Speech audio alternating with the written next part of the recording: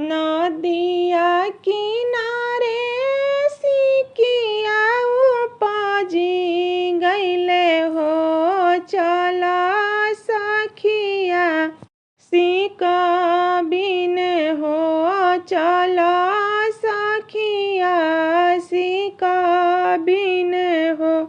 सिकिया बिना ता दुल्हा भी गईना हो।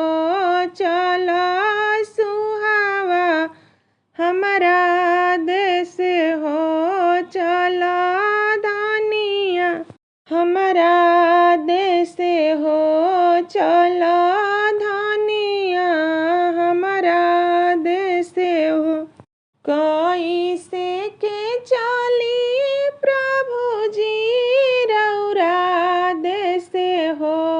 पापा बिना हबी कैसे हो।